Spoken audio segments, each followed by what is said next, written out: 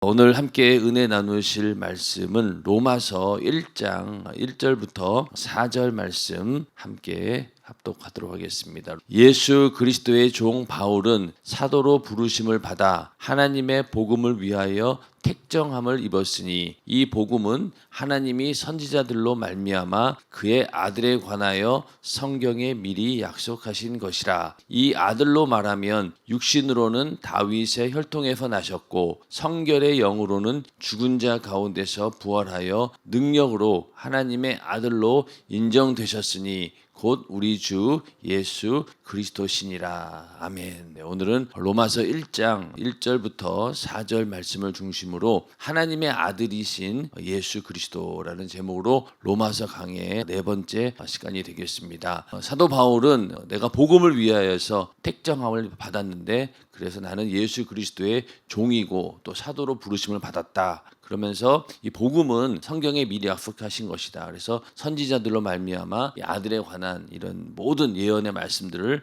다 미리 약속하신 것이고 그것이 이루어진 것이다라고 복음을 설명하면서 조금 더 구체적으로 이 예수 그리스도에 관해서 설명을 하고 있는데, 먼저는 육신으로는 다윗의 혈통에서 나셨고 또 성결의 영으로는 죽은 자 가운데서 부활하셨다. 이렇게 두 가지를 이야기하고 있습니다. 다윗의 혈통에서 났다는 얘기는 예수님의 인성이라고 하죠. 참 인간으로 오신 예수를 말하고 있는 것이고, 또 성결의 영으로는 이렇게 말하는 것은 바로 예수님의 신성. 예수님은 육신을 입고 이 땅에 오셨지만 그는 하나님이시다라는 이야기를 3절, 4절에 이렇게 말씀을 하고 있습니다. 그래서 우리가 그 예수 그리스도를 하나님의 아들이라고 믿는 것, 하나님으로 믿는다라고 하는 것이 굉장히 중요하죠. 많은 사람들이 나도 예수를 믿습니다. 근데 그 예수를 어떻게 믿느냐? 그냥 4대 성인 중에 한 명으로 알고, 역사적으로 이 땅에 와서 십자가를 지고 박해주의를 실천하다 죽었다라고 하는 그런 성인 정도로 아는 사람들도 많아요. 그러나 우리가 믿는 예수는 하나님의 아들이시고 또 하나님의 아들은 곧 하나님이십니다. 이걸 믿고 또 그분이 내 영혼을 구원해 주기 위해서 오신 구세주이시다. 이걸 믿는 게 우리의 믿음이죠. 그래서 주 예수 그리스도 이렇게 얘기하지 않습니까? 그 안에 모든 내용들이 다 포함되어 있는데 우리는 예수를 하나님의 아들, 곧 하나님이시라는 거예요. 그걸 우리는 믿는 것이 바로 우리의 믿음입니다. 이 아들로 말하면 육신으로는 다윗의 혈통에서 나셨고, 예수는 성자 하나님으로 하나님과 말씀으로 함께 계시던 분이다. 처음부터 이 하나님의 아들이 계셨는데 그분은 하나님과 말씀으로 함께 계셨던 분이에요. 요한복음 1장 1절부터 3절에 보면은 태초에 말씀이 계시니라. 이 말씀이 하나님과 함께 계셨으니 이 말씀은 곧 하나님이시니라. 자, 그러니까 예수님께서 태초에 말씀으로 계셨는데 이 말씀이 곧 뭐라고요? 하나님이시라는 거예요.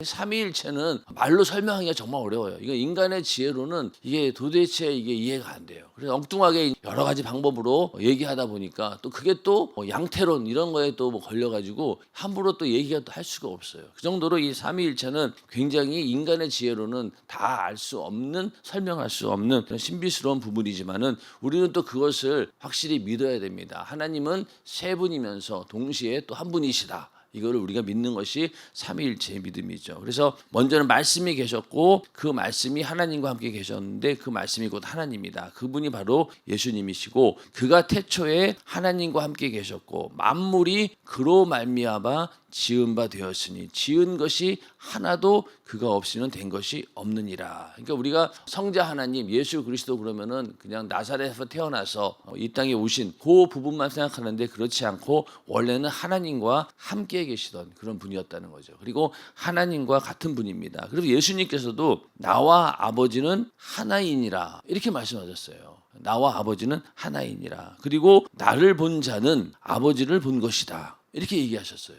그러니 이런 이야기를 그 당시 유대인들이 받아들였겠습니까? 절대 못 받아들이죠. 하나님은 유일하신 분이고 자기들이 섬기는 하나님이 기껏 그 목수의 아들 주제가 내가 아버지와 나는 하나다 이렇게 얘기했으니 이거는 신성모독죄 중에서도 큰 죄인 거예요. 결국은 예수님께서는 이 신성 모독죄로 인해서 십자가에 달려 처형을 당하신 겁니다. 그 정도로 이 말은 도대체가 유대인들에게는 용납할 수 없는 그런 말이었죠. 그런데 예수님께서 나와 아버지는 하나고 나를 본 자는 아버지를 본 것이다. 그러니까 예수님께서는 하나님이시다라고 하는 것이 예수님의 신성을 우리가 믿는다는 거죠. 마태복음 1장 23절에도 보면은 보라 처녀가 잉태하여 아들을 낳을 것이요 그 이름은 임마누엘이라 하리라 하셨으니 이를 번역한즉 하나님이 우리와 함께 계시다 함이라 이렇게 말씀하고 있잖아요. 예수님께서 이 땅에 오셨어요. 그러면은 그게 뭐냐? 하나님께서 우리와 함께 계신다라는 이 말씀이 이루어진 겁니다. 그러니까 하나님이시라는 거죠. 예수를 우리가 하나님의 아들, 하나님으로 인정하고 믿는 것, 이게 바로 예수의 신성을 믿는다라는 겁니다. 또 한편으로는 이 다윗의 혈통에서 나셨다라고 하는 것은 바로 육신으로는 인간이었다는 거예요. 그것도 우리가 빠뜨려서는 안 되는 겁니다. 예수님을 무조건 하나님의 아들, 하나님이시다라고 믿는 것도 중요하지만은 그것만 믿어서는 안 되고 또 그가 육신을 입고 이 땅에 오셨을 때 그가 참된 인간이었다. 우리 인간과 똑같았다. 그러나 한 가지만 달랐다. 바로 뭐냐? 죄가 없는 분이었다. 이거 외에는 똑같이 인간의 모습으로 오셨다라는 사실도 우리가 믿어야 된다는 겁니다. 그래서 우리가 육신으로 오신 예수 그리스도도 확실히 믿어야 되고, 그러나 그분이 원래는 하나님이셨다. 하나님의 아들이었다라는 그런 신성도 우리가 믿어야 된다는 거예요. 이게 둘 중에 하나가 잘못되면은 안 되는 겁니다. 둘 다 우리는 믿어야 되는 것이죠. 하나님과 함께 계시던 그 말씀이 육신을 입고 하나님의 아들이 이 땅에 오셨다. 그래서 우리가 이것을 성육신이다 이렇게 얘기를 하고 있어요. 요한복음 1장 14절에 말씀이 육신이 되어 우리 가운데 거하심에 우리가 그 영광을 보니 아버지의 독생자의 영광이요 은혜와 진리가 충만하더라. 말씀이 육신이 되어서 우리에게 나타나신 거예요. 그런데 그냥 이 땅에 육신을 입고 오신 것으로 끝난 것이 아니라 어떻습니까? 빌립보서 2장 6절 8절에 보면은 그는 근본 하나님의 본체시나, 여기도 마찬가지예요. 근본 하나님과 본체 같다는 거예요. 하나님과 동등됨을 취할 것으로 여기지 아니하시고, 이 얘기는 뭡니까? 하나님과 동등된 분이라는 거예요. 예수님께서. 그런데 오히려 자기를 비워서 종의 형체를 가져 사람들과 같이 되었고, 종의 형체가 바로 뭐냐? 사람의 모양으로 나타나셨음에 자기를 낮추시고 죽기까지 복종하셨으니 곧 십자가에 죽으심이라. 그분은 근본 하나님의 본체시고 하나님과 동등된 분이시고, 그런 분이 종의 형체 사람의 모양으로 나타나신 거예요. 그런데 나타나신 거로 끝나지 않고 결국 뭡니까? 십자가에 달려 죽으신 거예요. 이 일을 위해서 예수님은 오신 겁니다. 그런데 원래는 이렇게 하나님과 같은 분이었고 인간의 모습으로 오셨다는 거예요. 그래서 이러한 부분을 우리가 확실히 알고, 말씀이 육신이 되어 오신 분이 바로 예수 그리스도이시구나. 그렇기 때문에 이 육신으로는 이렇게 했을 때는 바로 종의 형체, 사람의 모양으로 오셨다는 겁니다. 그래서 예수님께서 이렇게 육체로 오신 것을 우리가 확실히 알아야 되는데, 왜 그러냐면 예수님께서 만약에 육신을 입고 이 땅에 오지 않으시면 죽으실 수가 없잖아요.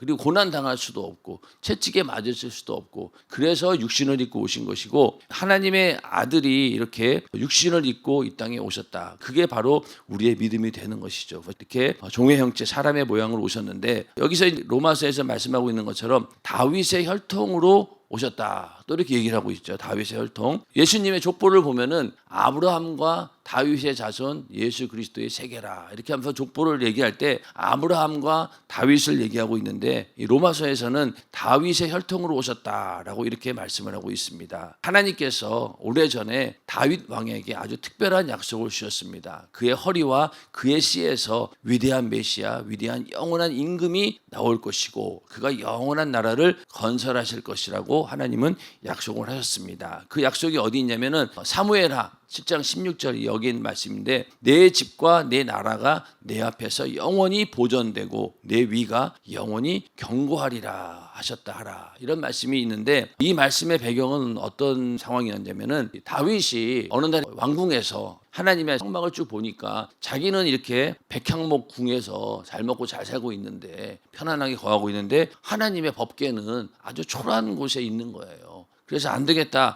하나님의 집을 내가 건축을 해야 되겠다라고 하는 그런 마음을 가지게 된 거예요. 그러니 하나님 보시기에 얼마나 기특하고 또 하나님이 기쁘셨겠어요. 그런데 안타깝게도 다윗은 성전 건축을 하지 못했습니다. 왜냐하면 그 손에 피가 너무 많이 묻어서 너무나 많은 사람들을 전쟁을 통해서 죽였기 때문에 너는 성전 건축을 못한다. 네 아들 솔로몬이 하게 될 것이다라고, 네 다음 씨가 그걸 하게 될 것이다라고 하나님께서 예언해 주셨습니다. 그러면서 내 집과 내 나라가 내 앞에서 영원히 보존된다. 내 위가 영원히 견고하리라. 이런 말씀을 하시면서 이 얘기는 결국 나중에 예수님께서 이 다윗의 혈통으로 오실 것이다라고 하는 그런 약속의 말씀이었습니다. 다윗과 이런 약속을 한 이후 한 400년 이후에 에레미야 선지자가 어떤 얘기를 하냐면은 나 여호와가 말하노라 보라 때가 이르리니 내가 다윗에게 한 의로운 가지를 일으킬 것이라. 그가 왕이 되어 지혜롭게 행사하며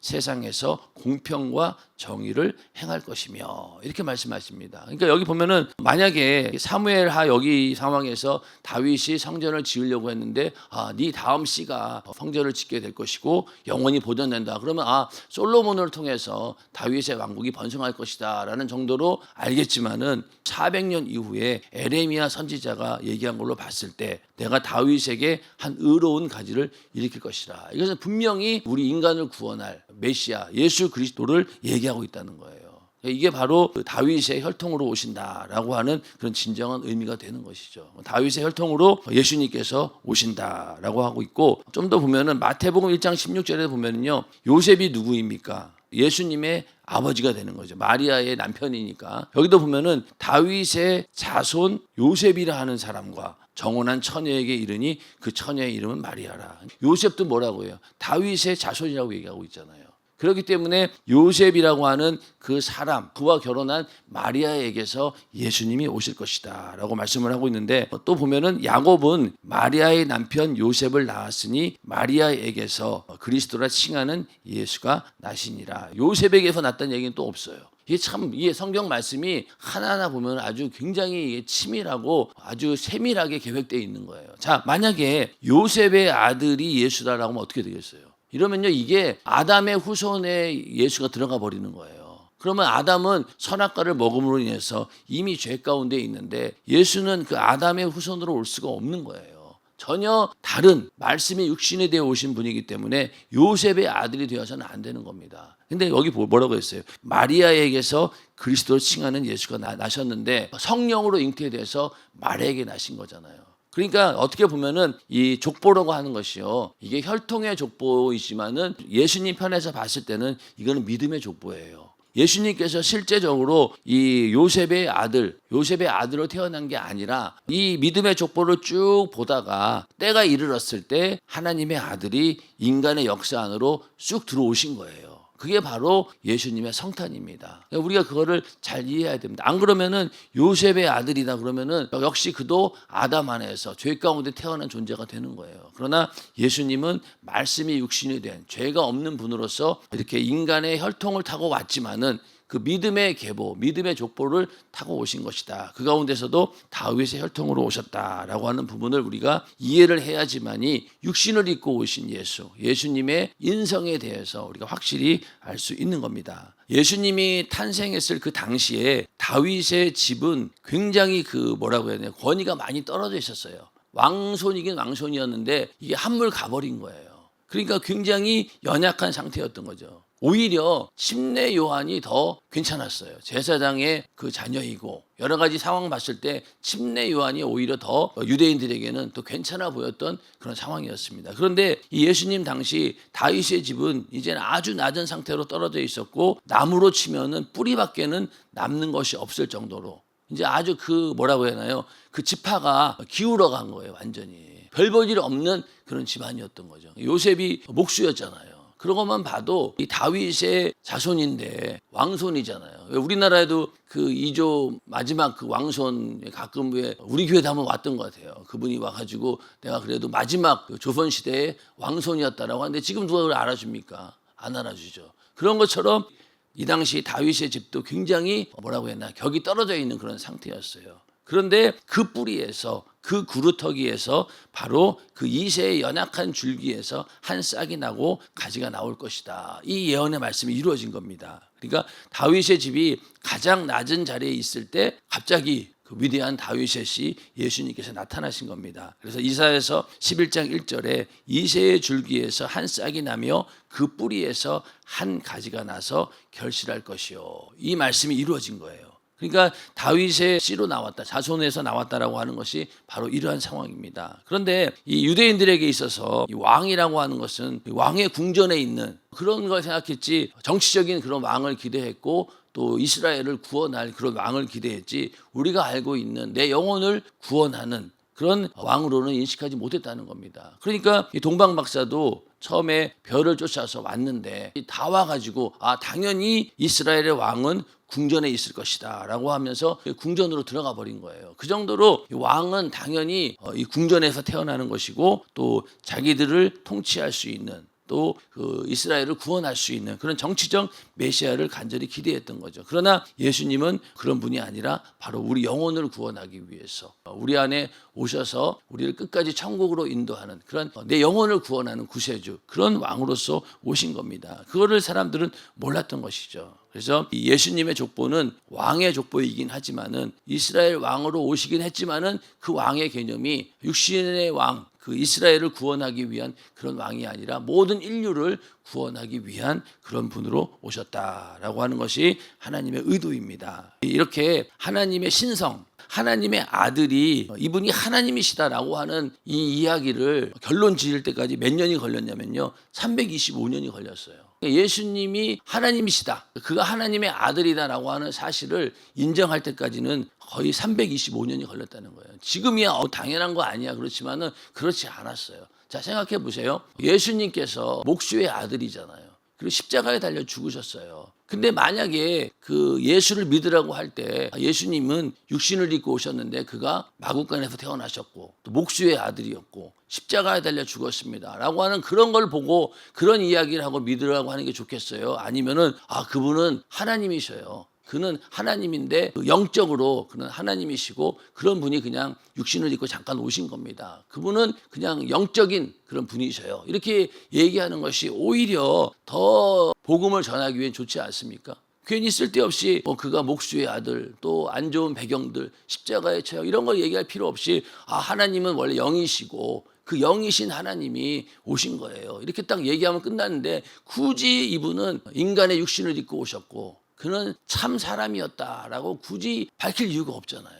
그러다 보니까 그 당시에 어떤 이단이 있었냐면은 영지주의라고 해서 영적인 것만 거룩한 것이다, 육신은 전부 다 이게 나쁜 것이고 무의미한 것이다, 이런 주의가 있었어요. 그러니까 예수님을 소개할 때도 육신을 입고 오신 예수에 대한 얘기는 하지 않고 그냥 그분은 하나님이시다, 영적으로 거룩하신 분이다, 이것만 얘기하다 보니까 거기에 또 혼선이 온 거예요. 왜냐하면은 예수님께서 육체를 입고 오는 것을 부인하게 되면은 뭐가 부인되는 거예요? 채찍에 맞으신 은혜와 사랑도 부인이 되는 것이고 또 그가 저주를 받으셨기 때문에 우리의 저주의 문제가 해결되었다는 부분도 그냥 간과해 버리게 되는 것이고 결국은 그 예수님께서 육신을 입고 죽으셔야지만이 우리 인간의 죄를 대신해서 대속물로 그 사명을 감당할 수 있는데 육신을 입고 오신 예수를 부인하게 되면은요, 그게 안 되는 거예요.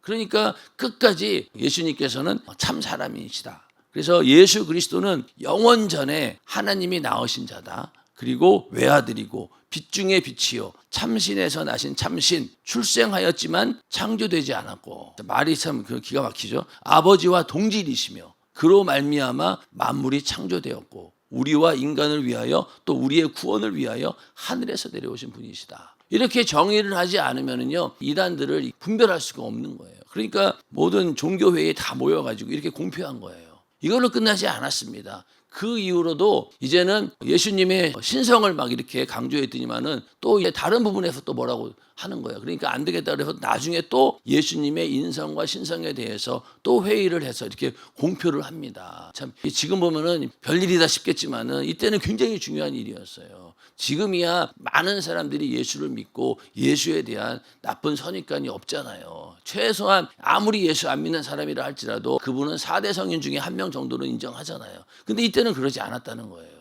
그러니까 그런 것들을 정리하기 위해서 이렇게 오랜 세월 이런 정의가 필요했다는 겁니다. 그래서 우리는 예수의 신성과 인성을 동시에 인정해야 되는데 그리스도 예수는 육신을 따라 다윗의 혈통으로 나시기 이전에도 성부와 성령과 더불어 존재하고 계셨으며 예수님께서 부활하시기 전에도 이미 그분은 하나님이셨다는 거예요. 하나님이셨다. 죽은 자들 가운데서 다시 살아나사 비로소 부활의 권능으로 하나님의 아들임을 인간에게 나타내 보이신 것이지, 하나님의 아들이 이 땅에 오셔서 육신을 입고 계시다가 공생애를 살다가 부활하심으로 인해서 그가 하나님의 아들이라 이렇게 한 게 아니라 원래 하나님이셨다는 거예요. 근데 하나님께서 하나님의 아들이라고 얘기하는 이유는 뭘까요? 하나님이 아들을 낳은 게 아니잖아요. 그거는 하나님과 동질이다, 같은 분이다라고 하는 것을 인간에게 설명하려면은 이 방법밖에 없는 거예요. 아들로 오는 방법밖에는 다른 방법이 없잖아요. 그러니까 우리도 아들이 있으면은 반드시 누가 있는 거예요? 아버지가 있는 거잖아요. 그런 것처럼 하나님의 아들이다 그러면은 하나님이 계시고 하나님과 같은 분이다라는 것을 알려주기 위해서 아들의 모습으로 온 것이지, 하나님이 뭐 결혼해가지고 애를 낳겠습니까? 그건 아니잖아요. 인간에게 보여주기 위해서, 인간을 설득시키고 인간이 이해할 수 있도록 그런 모습으로 오기 위해서 하나님의 아들로 오신 겁니다. 그러니까 하나님의 아들이지만 그분은 원래 뭐였다고요? 하나님이셨다는 거예요. 그래서 부활의 권능으로 하나님의 아들임을 나타내 보이신 것이다. 그래서 지금 사도 바울은 다윗의 혈통에서 나셨다, 그리고 부활하셨다, 이 두 가지를 가지고 예수 그리스도의 인성과 신성에 대해서 확실히 얘기하고 있는 겁니다. 그래서 예수님은 완전한 하나님이시고 또 완전한 사람입니다. 이게 빠져서는 안 되는 거예요. 왜냐면은 요한일서 4장 1절부터 3절에 보면은요. 자, 사랑하는 자들아, 영을 다 믿지 말고 오직 영들이 하나님께 속하였나 시험하라. 많은 거짓 선지자가 세상에 나왔음이니라. 하나님의 영은 이것으로 알지니 곧 예수 그리스도께서 육체로 오신 것을 시인하는 영마다 하나님께 속한 것이요. 자, 여기 보면 왜 이런 말을 했겠어요? 많은 거짓 선지자가 세상에 나왔다는 거예요. 예수님의 인성을 부인하고 육신으로 오신 예수를 인정하지 않으려고 하는 그런 거짓 선지자들이 있었다는 거예요. 그러니까 하나님의 영은 이것으로 알지니 곧 예수 그리스도께서 육체로 오신 것을 시인해야지만이 하나님께 속한 거라는 거예요. 자, 그리고 예수를 시인하지 아니하는 영마다 하나님께 속한 것이 아니니 이것이 곧 적그리스도의 영이니라. 자, 예수를 시인하는데 부분적으로 영적인 존재로서만 시인하게 되면은 적그리스도의 영이라는 거예요. 이게 얼마나 중요한 문제라는 거죠. 지금이야 당연한 이야기를 가지고 그러나 싶은데 이때는 그렇지 않았다는 거예요. 엄청나게 많은 거짓 선지자들이 예수님의 신성을 부인하거나 아니면 인성을 부인하거나 두 가지를 계속 부인하면서 이단의 세력들이 득세했던 거예요. 그거를 다 정리하기 위해서 요한도 이렇게 얘기하고 있는 거죠. 그러니까 예수 그리스도께서 육체로 오신 것을 시인하는 영마다 하나님께 속한 것이요, 그렇지 않으면 뭐라고요? 하나님께 속한 것이 아니라 곧 적그리스도의 영이니라, 이렇게 말씀하고 있다는 거예요. 그래서 이 문제가 그래서 중요하다는 겁니다. 그러니까 사도 바울은 편지 시작하자마자 이 얘기를 언급하고 있는 것이죠. 그래서 로마서를 읽다 보면은요, 이런 문제를 우리가 부딪히고 해결해야 되는 거예요. 사실은 신학이라고 하는 게 학문적으로 하나님을 연구한다라고 하는 신학이지만은 어쩔 수 없이 우리 인간이 성경을 이해하기 위해서는요, 그러한 지식이 동원이 돼야 되는 거예요. 말이 그냥 신학이라고 하는 것이지 성경을 공부하고 성경을 이해하기 위해서 이렇게 이러한 상황들을 모르면은 어떻게 로마서를 읽을 때마다 이게 이 부분에 대해서 명확하지 않는 거잖아요. 그렇기 때문에 평신도라 할지라도 말이 신학이지만 성경 말씀을 우리가 알고 이해하는 그 과정이 곧 그냥 신학이라고 얘기하는 거예요. 신학이라고 얘기. 우리가 평신도라고 해서 우리 나는 뭐 신학 이런 거 몰라, 이게 아니라 우리가 성경 말씀을 이해하고 우리 가족 교육 프로그램 공부하는 게 신학이에요. 그냥 그게 신학교에서는 조직 신학이라고 얘기하기도 하고 주제별로 우리는 성경 공부하잖아요. 근데 그게 다 신학교에서는 뭐 교회론, 성령론, 구원론 이렇게 해가지고 학문적으로 다 이렇게 만들어 놓은 거지 내용은 똑같아요. 내용은 똑같고 이제 신학하시는 분들은 말을 이제 학문적인 그런 말들이 어려워서 그렇지 사실은 성경을 이해하고 공부하기 위한 방법이 신학입니다. 그렇기 때문에 로마서를 공부하다 보면은 그런 부분을 짚고 넘어가지 않을 수가 없는 거예요. 그래서 오늘 읽으신 이 말씀 가운데도 육신으로는 다윗 혈통으로 오셨고 그리고 성결의 영으로는 부활하셨다. 이것이 바로 예수님의 정체성 그대로이고 예수님의 인성과 신성을 그대로 보여주고 있는 것이죠. 그래서 우리가 예수님께서 하나님의 아들, 말씀이 육신에 되어 오신 분이다 나는 그분이 하나님이시고 하나님의 아들이다라고 하는 것을 우리가 이해해야 되고, 또 그런 분이 육신을 입고 오셔서 우리를 위해서 십자가에 달려 살을 찢고 피 흘려서 우리에게 생명을 주시기 위해서 자기 목숨을 주셨다. 그래서 예수님께서 육체를 입고 오신 겁니다. 이 육체를 입고 오신 것을 부인하게 되면 그 모든 사랑을 우리가 받을 수 없는 거잖아요. 예수님이 육신을 입고 대신 죽어줘야지만이 내 죄값을 치르는 거잖아요. 맞습니까? 그렇기 때문에 예수님의 육체로 오지 않고는 이게 안 되는 거예요. 대속물로 죄값을 치러야 되고 희생 제물로 인간의 죄를 대신해서 제사의 희생 제물이 되어줘야 되는데 육신을 입고 오지 않으면 그걸 어떻게 하겠냐고요. 그래서 예수님께서 육체를 입고 이 땅에 오신 것이 굉장히 중요한 겁니다. 그게 아니면 우리의 죄값이 해결이 안 되니까요. 예수님은 사실은 죄가 없기 때문에 죽을 수도 없어요. 그렇지 않아요? 죄가 없는데 아무리 칼로 찔러 죽인다 해도 예수님은 죽지 않습니다. 죽을 수가 없어요. 그런데도 일부러 고의로 죽으신 거예요. 성경은 죽음을 맛보았다라고 하잖아요. 고의로. 왜냐? 인간의 죄를 대신하기 위해서. 그래서 무덤까지 들어간 거예요. 무덤에 들어가서 인간의 죄를 전부 다 자기가 짊어지고 그 안에 들어가서 죽으신 거예요. 그리고 3일 동안 있었어요. 그러면은 결국 예수님께서 부활하시는 순간 우리 인간의 죄는 다 어디에 있는 겁니까? 무덤 안에 있는 거예요. 그러니까 우리 인간의 죄도 이제는 싹 없어졌어요. 그러니 우리 인간도 이제는 죄에서 자유함을 얻게 되고 우리의 죄는 예수님과 함께 무덤에 있는 것이고 우리도 함께 예수님처럼 부활하게 되는 겁니다. 맞습니까? 그러니까 예수님의 죽으심이 그 정도로 중요한 거죠. 육체를 입고 오셔야지만이 죽을 수 있고 대속물로 우리 인간을 살릴 수 있는 겁니다. 그렇기 때문에 예수 그리스도께서 육체로 오신 것을 시인하는 영마다 하나님께 속한 것이다. 이게 정상적인 믿음이라는 거예요. 이거를 절대로 우리가 잊어서는 안 된다는 거예요. 그러니까 불편하지만 목수의 아들이라고 얘기하는 게 사실은 우리가 믿고 있는 구세주가 목수의 아들이고 또 십자가에 달려 죽었고 이러한 얘기를 굳이 할 필요가 없잖아요. 오히려 더 많은 사람들을 설득하려면은 오늘날도 예수 믿으라고 하면은 그런 것 때문에 막 걸리잖아요. 예수 그분 목수의 아들이고 뭐 십자가에 달려 죽었는데 그게 뭐 하나님이야? 말도 안 되는 소리 하지 마. 또 뭐 성령으로 잉태됐다 이런 얘기를 하니까 더 안 믿잖아요. 사실은 그런 거 다 없이 하나님께서 우리 인간을 사랑해서 어느 날 하늘에서 쭉 내려오셨어. 그러면 오히려 더 믿을 사람들이 많을걸요. 그러나 그렇지 않다는 거예요. 예수님은 반드시 육신을 입고 사람의 모양으로 와서 죽어주셔야 되는 거예요. 인간과 똑같은 그런 삶을 살고 고난을 당해야 되고 저주를 받아야 되기 때문에 육신을 입지 않고는 안 된다는 겁니다. 그래서 오늘 이 사도 바울의 고백처럼 예수님께서 나를 위해 육신을 입고 오셨다. 그러나 그분은 하나님의 아들이요. 또 근본적으로 하나님이시다라고 하는 것이 우리 믿음의 기준이 되어야 되고 이게 근간이 되어야 됩니다. 이게 흔들리면 안 된다는 거예요. 그래서 오늘 로마서 말씀처럼 이렇게 예수님을 우리가 잘 알고 또 믿을 수 있는 그런 말씀의 지혜가 우리 안에 있기를 주님의 이름으로 축원합니다.